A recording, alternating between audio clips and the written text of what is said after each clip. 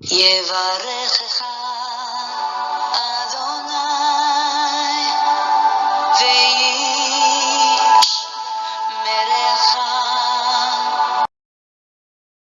할렐루야. 창조의 그늘이신 하늘의 하나님 아버지, 오늘도 우리의 코에 생명의 새 호흡을 불어넣어 주셔서 이렇게 숨쉬며 기동하며 하나님 영광 위하여 살게 해주시니 감사합니다. 우리를 위하여 보내주신 예수 그리스도의 그 십자가의 대속의 은혜로 말미암아 죄와 허물로 죽었던 우리를 살려주시고 다시 하나님의 품에 안아 아들이라 딸이라 불러주신 것을 진실로 감사합니다. 우리 안에서 내주하시며 열심으로 하나님의 형상으로 우리를 빚어가시고 예수 그리스도의 아름다운 성품의 장성한 분량까지 우리를 다듬어 가시는 성령님의 그 놀라운 역사를 찬양합니다. 하나님의 말씀, 창조의 능력이 있는 말씀으로 모든 것을 재창조하시는 성령 하나님, 오늘도 주의 능력의 말씀, 창조의 능력이 있는 말씀을 묵상할 때에 이 말씀의 기운으로 우리를 새롭게 하시고 우리의 영이 더욱더 예수 그리스도의 아름다운 형상을 회복하여 가도록 은혜 베풀어 주시옵소서. 이 시간을 의탁하옵고 존귀하신 주 예수 그리스도의 이름으로 기도하옵나이다. 아멘. 사랑하는 성도 여러분, 반갑습니다. 오늘 2025년 6월 20일 금요일, 오늘 1189 성경 장별 강의 341번째 시간입니다. 오늘은 역대상 3장 말씀을 함께 공부하며 묵상하도록 하겠습니다. 오늘 제목의 말씀은 다윗 후손들의 족보라는 제목입니다. 우리 지난 장에서 유다 자손의 이 족보가 아주 상세하게 나열이 되었었습니다. 자, 이제 오늘 3장 본장에서는요, 이 다윗으로부터 그 자손을 기록해 나가고 있습니다. 즉, 이 본장에서는 이 다윗의 시대였던, 다윗의 치세 기간이었던 이 BC 1000년경의 이 다윗 치세로부터 이 BC 400년경의 이 스룹바벨, 이 손자에 이르기까지의 이 가계가 아주 상세하게 소개되고 있습니다. 이 유다 자손들의 족보를 기록하면서 오늘 특별히 다윗의 가계의 한 장을 이렇게 할애해서 소개하고 있는 것은 하나님께서 다윗에게 내리셨던 축복이 어떻게 실현되었는지, 하나님의 다윗 언약이 어떻게 성취되었는지를 명확하게 밝히기 위해서 이렇게 길게 다윗 후손들의 족보를 나열하고 있는 것 같습니다.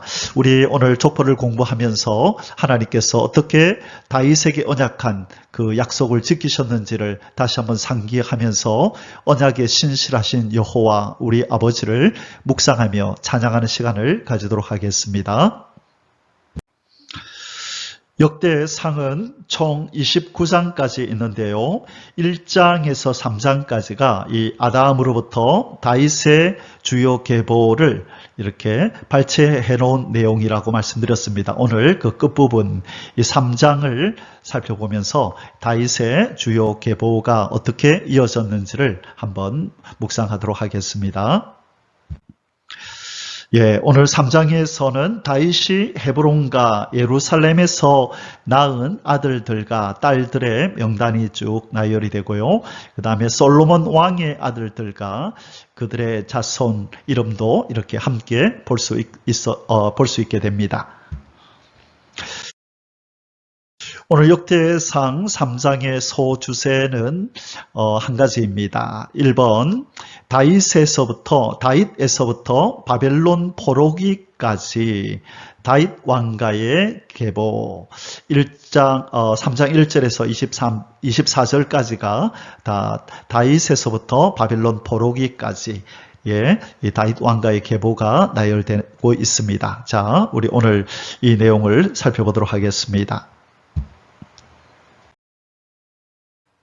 자, 이제 본론으로 들어가겠습니다. 다윗에서부터 바벨론 포로기까지 다윗 왕가의 계보 1절에서 24절.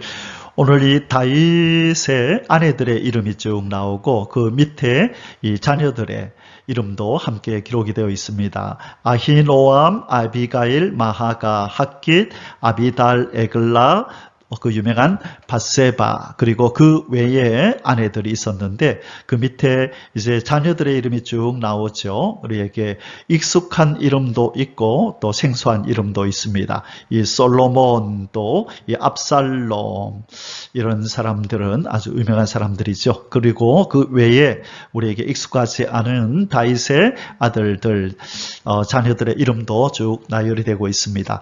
자, 하나님께서 사무엘하 7장에서 사무엘하 7장 11절, 13절, 16절 대표적으로 이 세 구절에서 하나님께서 다윗에게 언약하면서 다윗아, 너의 집을 내가 이루고 그 나라 위를 영원히 견고하게 해줄 것이다. 그렇게 말씀하십니다. 너희 후손을 통하여 내가 집을 세우고 그 나라의 위를 견고케 할 것이다 라는 언약을 하셨는데 이 언약을 다윗 언약이라 우리는 이렇게 부릅니다. 자, 이 다윗의 언약이 오늘 이렇게 나열된 다윗의 자손들의 이 명단을 통하여서 이 다윗의 아들로부터 포로기 이전의 왕들과 또 포로기 이후의 후손들까지 이렇게 다윗의 계보가 여기 이제 기록이 되는데요. 하나님이 다윗과 맺으신 언약을 하나님이 어떻게 신실하게 지키셨는지를 우리에게 보여줍니다. 비록 이 하나님의 나라 이스라엘이 나라가 분열되고 이 솔로몬 그 아들 때에 르호보암과 여로보암으로 나라가 분열이 되잖아요. 그리고 백성들은 또 포로로 끌려가는 멸망기를 당하기도 하였지만 하나님의 약속이 희미해져 가는 것처럼 그렇게 보일지라도 하나님은 반드시 약속한 그 언약한 그것을 성취하시고 그 나라를 견고케 하셨다는 것을 오늘 보여줍니다. 이 다윗 자손의 긴 족보 속에서 우리는 하나님의 한결같은 신실함을 보게 됩니다. 그리고 그분의 계획을 차질 없이 이루어 가시는 그 역사의 손길을 우리는 바라볼 수 있습니다. 그래서 오늘 이 다윗의 후손들의 족보를 보면서 하나님은 언약에 신실하시구나. 그러므로 이 성경을 통하여 자녀된 우리에게 언약하시고 약속하신 말씀과 또 우리를 향하신 하나님의 계획은 실패함 없이 끊임없이 반드시 이루어져 가고 반드시 때가 참에 성취될 것을 우리는 기대할 수 있습니다. 우리 가운데 열심으로 일하시는 하나님의 그 역사의 손길, 신실하신 손길을 찬양합니다. 아멘, 할렐루야. 1번 다윗의 아들들 1절에서 9절입니다. 우리가 잘 아는 바와 같이 다윗은 이새의 8번째 말째 아들입니다. 사울의 뒤를 이어서 이스라엘의 2대 왕이 된 사람입니다. 이 다윗의 통치 기간을 여러분 아십니까?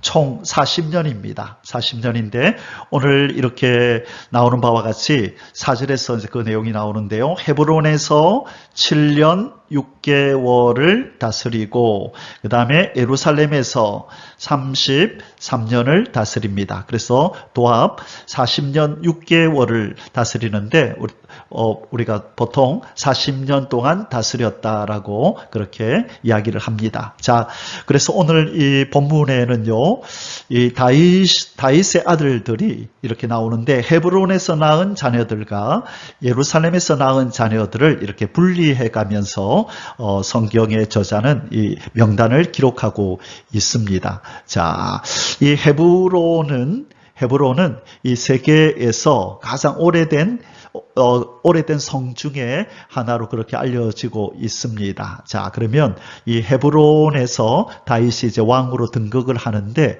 이 7년 6개월 동안 그가 얻은 아내가 누구며 그 소생이 누군지 한번 살펴보겠습니다. 1절입니다. 다윗이 헤브론에서 낳은 아들들은 이러하니 맏아들은 암논이라 이스라엘 여인 아히노암의 소생이요 둘째는 다니엘이라 갈멜 여인 아비가일 아비다일의 소생이요 셋째는 압살롬이라 그술 왕 달메의 딸 마아가의 아들이요 넷째는 아도니아라 학기스의 아들이요 다섯째는 스바디아라 아비달의 소생이요 여섯째는 이드람이라 다윗의 아내 에글라의 소생이니 이 여섯은 헤브론에서 나왔더라. 다윗이 거기서 7년 6개월 다스렸고 또 예루살렘에서 33년 다스렸으며 아멘. 자, 우리 이 다윗이 처음으로 왕이 된 곳이 헤브론인데요. 몇 년 동안 다스렸다고요? 7년 6개월을 다스렸고 거기에서 아들을 6명, 이 6명을 낳았다고 그렇게 기록하고 있습니다. 우리 다음 구절부터는 예루살렘에서 낳은 자녀들의 명단을 보도록 하겠습니다. 그 전에 이 헤브론이 어디인지 지도로 잠시 살펴보고 넘어가도록 하겠습니다. 자, 헤브론이 밑에 여기 까만 글자로 이렇게 기록이 되어 있죠. 헤브론. 헤브론이 어디냐면 우리가 기준을 삼을 도시가 여기 예루살렘인데 한글로 기재가 안 되었네요. 자, 여기가 예루살렘입니다. 예루살렘에서 남쪽으로 한 30km 정도 내려가면 헤브론이 있습니다. 그래서 이 헤브론에서 다윗이 왕이 되어서 7년 6개월을 다스리고 그 다음에 예루살렘으로 이제 옮겨서 이 예루살렘에서 이제 왕 통치를 하는데요. 자, 여기서 다스리는데 33년을 다스렸다. 그렇게 해서 총 40년 6개월인데 우리가 그냥 40년 동안 통치했다라고 얘기를 한다고 말씀드렸습니다. 자, 앞서 말씀드렸듯이 다윗은 헤브론과 예루살렘에서 이렇게 두 곳에서 통치를 하였다고 말씀드렸습니다.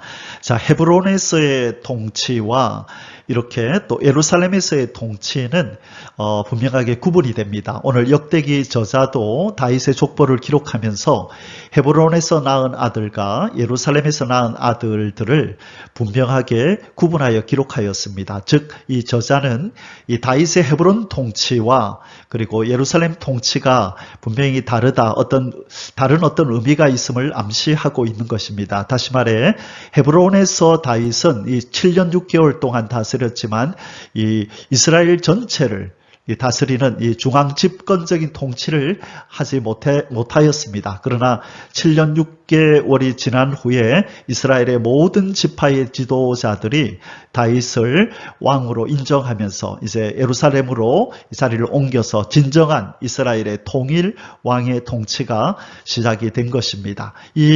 아까 헤브론에서는 아들이 몇 명이 태어났었죠? 6명이 태어났었는데 바로 이 예루살렘에서는 오늘 명단이 몇 명이 나오냐면 13명의 아들이 기록이 되어 있습니다. 자, 그래서 참고하시고 우리 한번 읽어보겠습니다.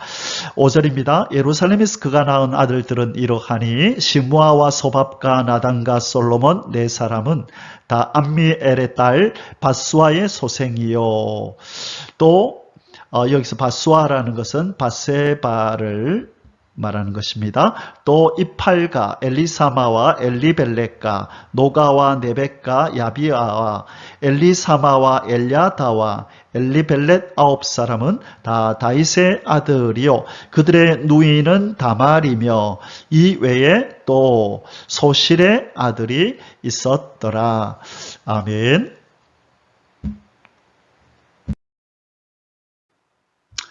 이번 다윗의 후손인 남유다 왕들의 계보 10절에서 16절입니다.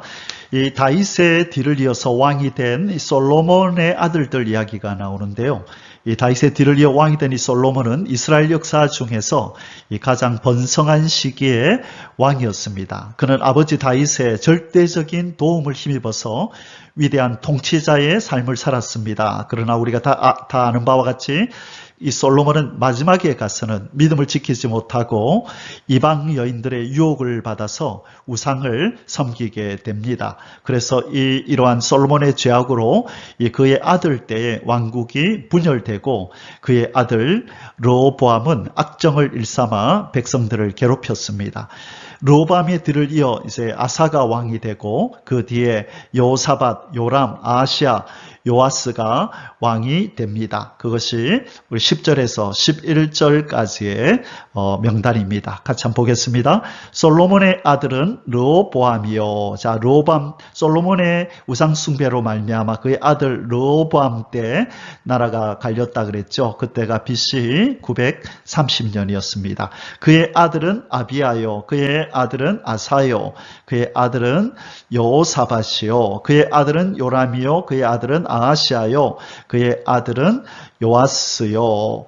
자, 그 다음에 이제 12절에 등장하는 이제 아마샤, 이 요아스의 뒤를 이어 왕이 된 이 아마샤는 이 에돔을 정벌할 능력 있는 왕이었었지만 훗날 스스로 교만하여서 우상을 섬기고 선지자를 배척합니다. 이 아사랴, 여기 등장하는 이 아사랴는 바로 이 우시아의 다른 이름입니다. 우시아, 우리가 잘 아는 우시아가 죽은 해에 이사야 선지자가 부름을 받죠. 바로 그 사람이 아사랴입니다. 자, 아사랴는 우시아라는 다른 이름을 가지고 있는 왕이었고 또 그 뒤를 이어서 히스기야는 이제 선한 왕이었습니다.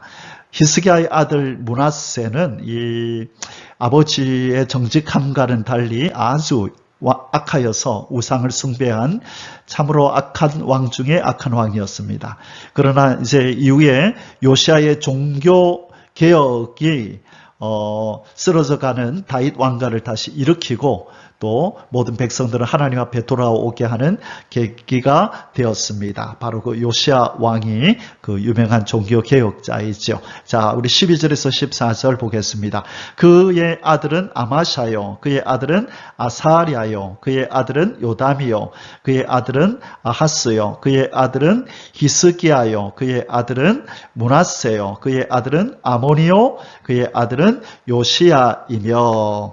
자, 이제 15절, 16절에는요, 이제 북왕국 이스라엘은 계속해서 악한 왕이 나왔지만, 악한 왕이 나옴으로 말미암아 하나님의 버림을 받았습니다. 그러나 이 남왕국 유다, 이 다윗의 후손이 다스렸던 남왕국 유다는 이 신실하신 하나님의 약속으로 인해서 외세의 침략 속에서도 오랫동안 그 명맥을 유지할 수 있었습니다. 이 요시야 왕의 종교 개혁은 이 백성들을 하나님께로 돌아오게 하였으나 그러나 이후에 요시야가 죽자 다시 죄 가운데 들어갔습니다. 요시야 왕 이후 유다는 더욱 악을 행하였고 하나님은 유다를 떠나셨습니다. 결국 유다 왕국은 바벨론의 침략을 받아 멸망하게 되고 시드기야와 아들들은 비참한 최후를 맞이합니다. 자, 요시야의 행적을 봅니다. 요시야 이후의 후손들, 요시야의 아들들은 맏아들 요하난과 둘째 요야김과 셋째 시드기야와 넷째 살룸이요. 요야김의 아들들은 그의 아들 여고냐, 그의 아들 시드기야요. 자, 이 다윗의 후손들의 명단, 남유다 왕들의 명단이 쭉 기록이 되었습니다. 자, 하나님은 이 다윗의 많은 아들들 가운데서 이 다윗이 이 불법으로 취한 밧세바가 낳은 아들 이 솔로몬을 왕으로 세우셔서 하나님의 역사를 이루셨습니다. 이 다윗 언약에서 이 솔로몬이 하나님의 성전을 지을 왕으로 선택이 되었죠. 하나님이 사무엘하 7장 12절에서 13절에 너에게서 날 그 아들이 성전을 지을 것이라고 하신 그 예언이 성취가 되었는데 그가 솔로몬인 것입니다. 하나님이 그를 특별히 사랑하셨기 때문입니다. 인간적인 선택이나 혈통적인 서열보다는 하나님의 주권적인 선택과 언약을 중시하시는 것을 우리는 볼 수가 있습니다. 우리를 구원하시고 하나님의 나라의 영원한 기업을 이어가게 하신 우리 하나님의 은혜 또한 그리스도 안에서 하나님이 맺으신 약속과 하나님의 주권적인 선택임을 우리는 확신하고 늘 감사와 찬양으로 우리 하나님을 경배해야 합니다. 우리의 의가 아니라 우리의 잘남이 아니라 우리가 내세울 만한 어떤 공로가 아니라 오직 예수 그리스도와의 약속 안에서 그 언약 때문에 우리가 구원을 얻고 그분의 사랑 안에 있음을 감사하면서 우리 하나님과 우리 주 예수 그리스도께 감사와 찬양을 드려야 합니다. 아멘. 할렐루야.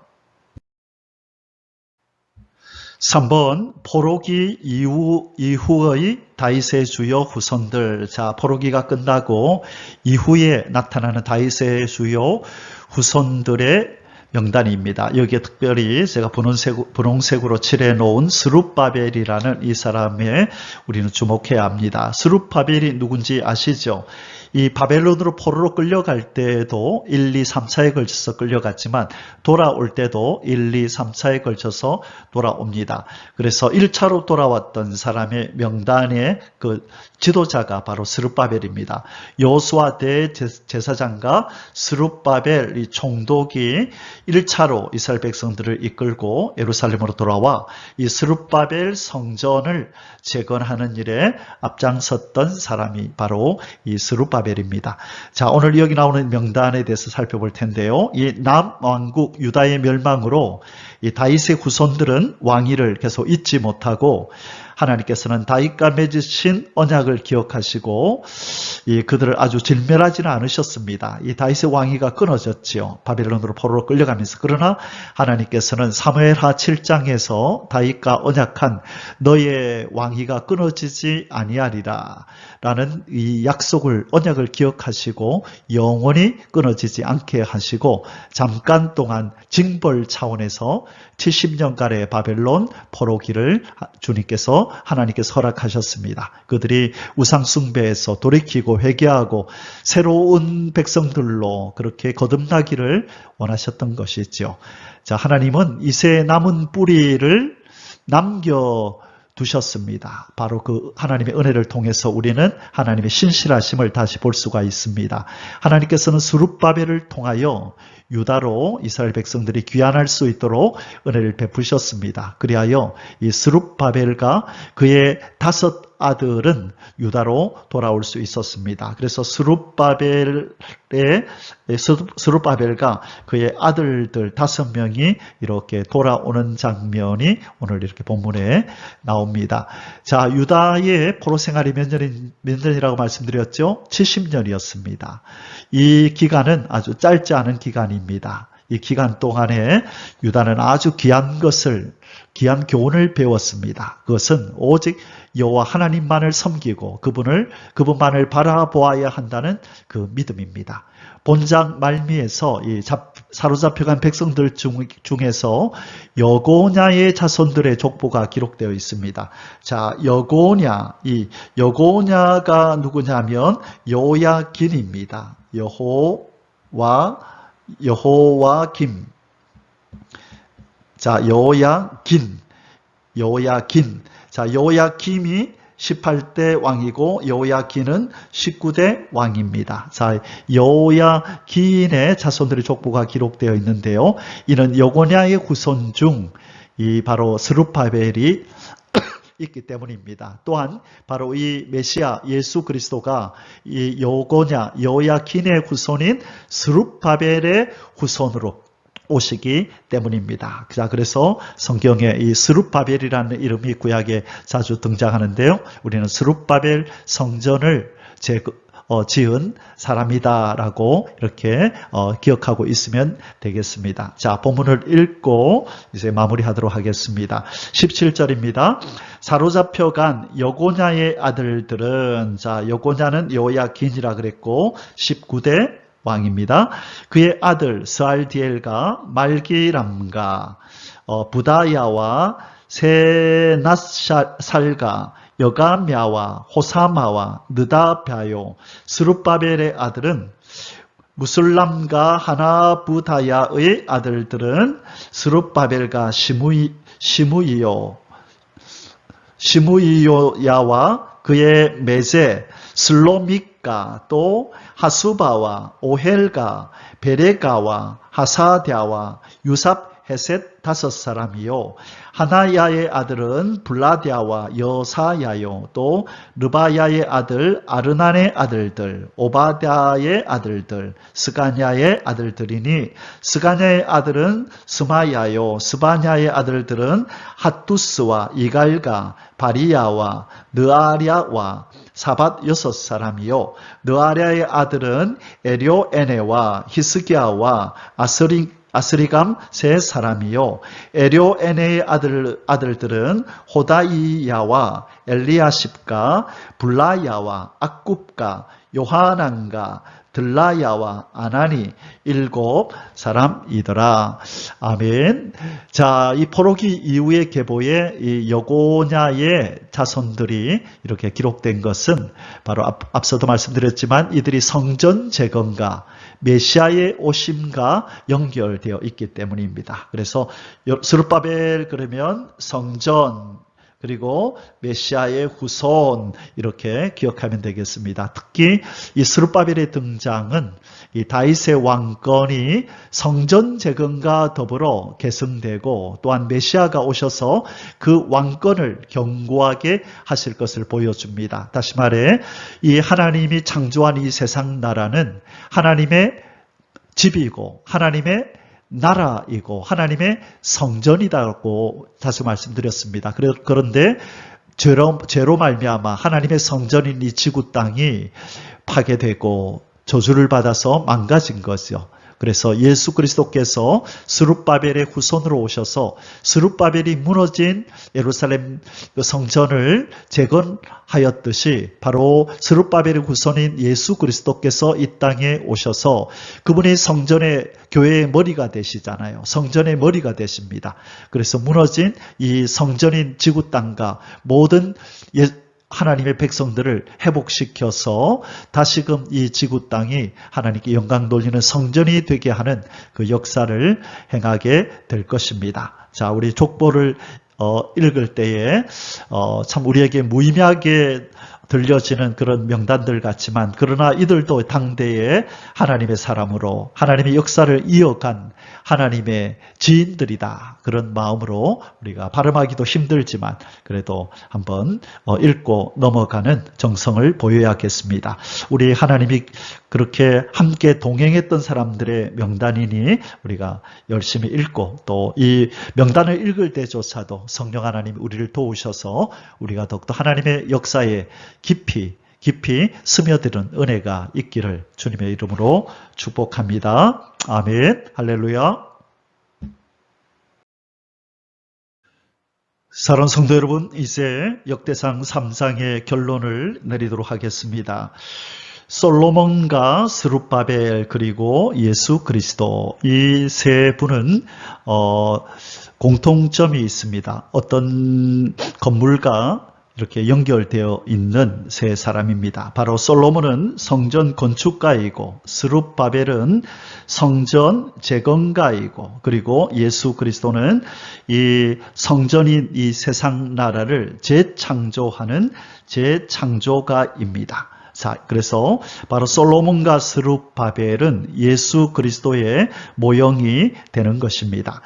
자, 우리 성경 먼저 솔로몬에 관한 성경 구절이 사무엘하 7장 12절에서 13절인데요. 한번 살펴보겠습니다.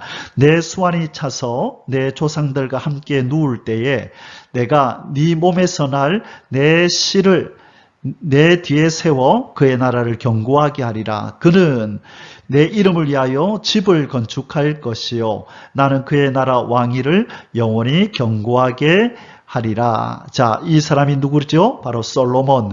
솔로몬은 하나님을 위하여 집을 건축할 것이라 그랬어요. 그래서 이 솔로몬을 통하여 하나님이 성전을 건축하게 된 것이죠. 그래서 솔로몬은 성전 건축가이다라고 우리가 부를 수 있고요. 두 번째로 스룹바벨에 대하여 기록하고 있는 내용이 바로 에스라 3장 8절입니다.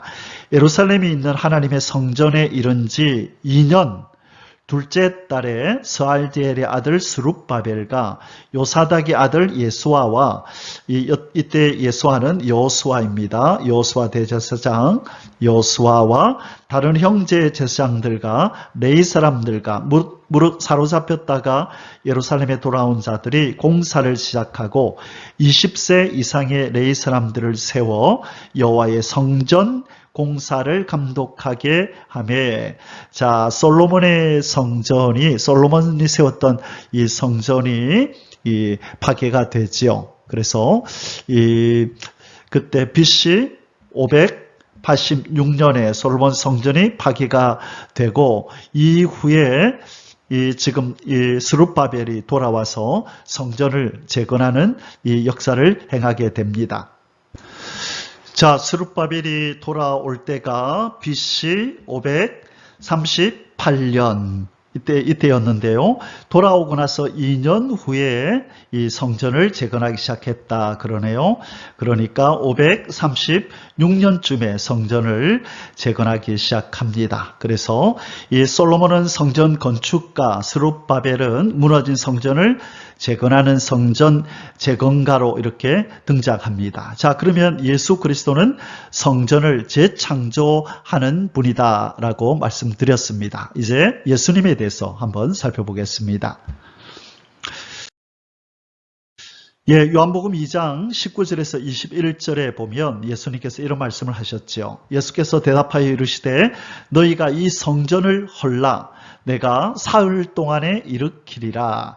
유대인들이 이르되 이 성전은 46년 동안에 지었거늘 네가 3일 동안에 일으키겠느냐 하더라. 그러나 예수는 성전된 자기 육체를 가리켜 말씀하신 것이라. 자, 예수님이 지금 말씀하시는 이 성전은 이 헤롯 성전을 얘기하고 있거든요. 헤롯 성전은 오랜 기간 동안 이렇게 재건을 하고 있었습니다. 이 스룹바벨 성전이 황폐되어지자 이 헤롯이라는 이 사람이 이 백성들의 마음을 얻고자 오랜 기간 동안 지금 성전을 재건하고 있는 중이었어요.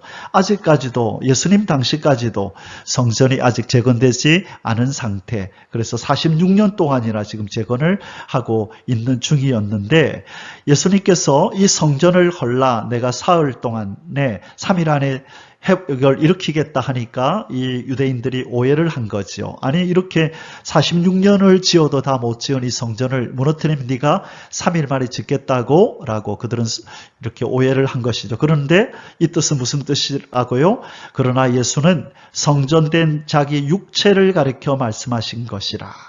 예수님의 몸을 성전이라고 그렇게 표현합니다. 자, 그래서 예수님은 교회의 머리이시면서 예수님은 성전이시다라고 우리는 말할 수 있죠. 그러므로 예수님이 성전이기 때문에 우리는 그분 안에서 그분의 지체가 되어서 우리도 성전의 일부가 되는 것입니다. 그래서 요한계시록 21장 22절에 보면 이제 자기 백성들 예수님의 지체인 우리의 모든 구원이 완성되고 나서 이 무궁시대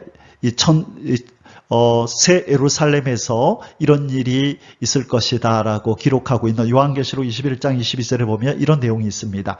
성 안에서 내가 성전을 보지 못하였으니 이 성은 새 예루살렘 성이죠. 무궁천국 새 예루살렘 성 안에는 성전을 볼 수가 없대요. 이는 주 하나님 곧 전능하신 이와 및 어린 양이 그 성전이심이라.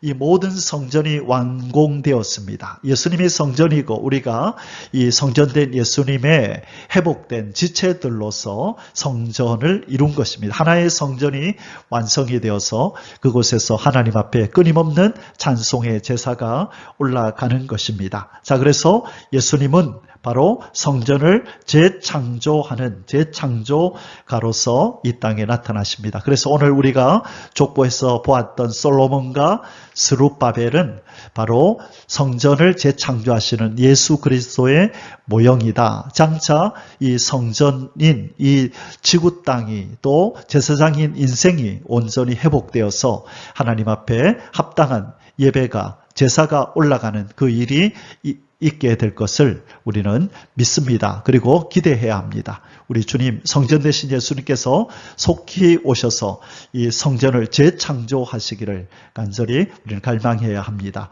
아멘. 주 예수여 어서 오시옵소서. 아멘. 할렐루야. 예바레